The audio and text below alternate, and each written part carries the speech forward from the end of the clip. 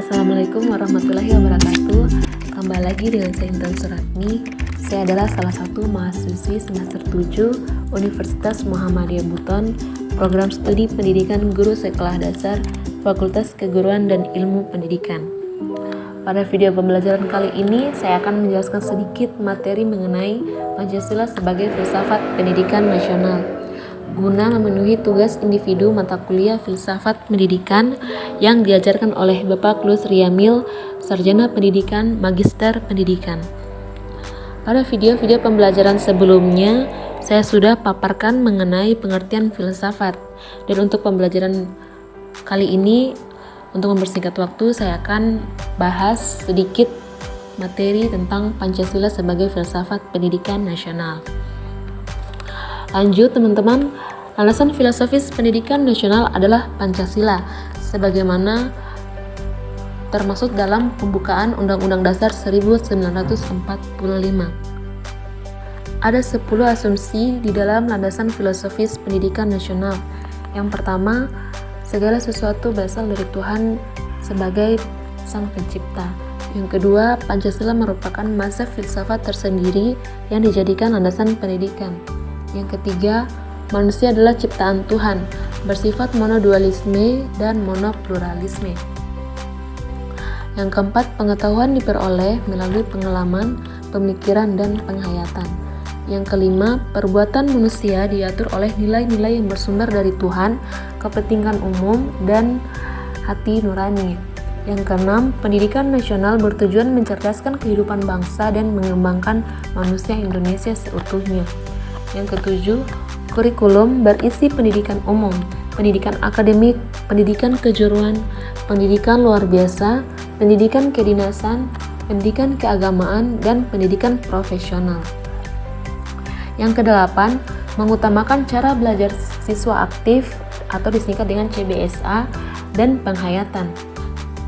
Yang kesembilan, peranan pendidik dan anak didik pada dasarnya berpegang pada prinsip keteladanan. Dan yang terakhir yaitu ing ngarso sung tulado, ing madya mangun karso, dan tuturi handayani. Menurut Jalaluddin, tahun 2007, sistem pendidikan yang dialami sekarang ini merupakan hasil perkembangan pendidikan yang tumbuh dalam sejarah pengalaman bangsa di masa lalu. Pendidikan tidak berdiri sendiri, tetapi selalu dipengaruhi oleh kekuatan-kekuatan politik, sosial, ekonomi, dan budaya.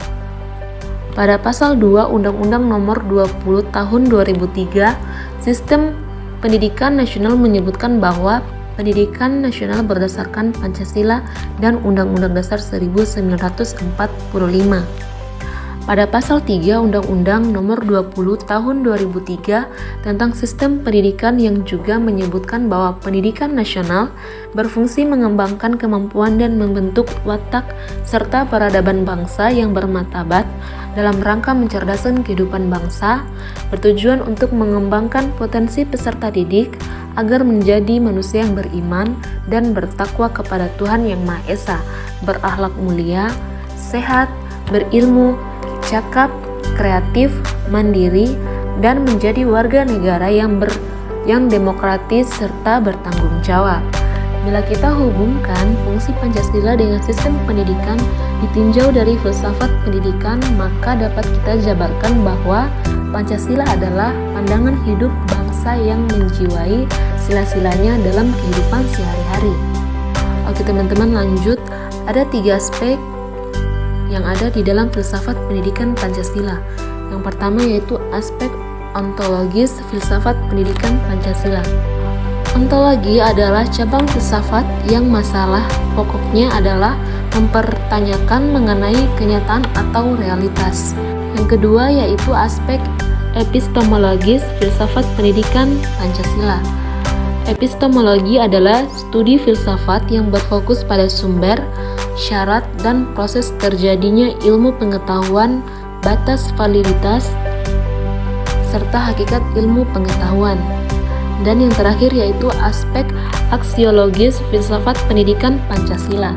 Aksiologi merupakan cabang filsafat yang memfokuskan perhatian pada persoalan nilai. Aksiologi adalah teori nilai, yaitu sesuatu yang diinginkan, disukai, atau yang baik. Ya teman-teman, sekian video pembelajaran kali ini mengenai tentang materi Pancasila sebagai filsafat pendidikan nasional. Lebih dan kurangnya mohon dimaafkan. Wabillahi taufiq wal hidayah. Wassalamualaikum warahmatullahi wabarakatuh.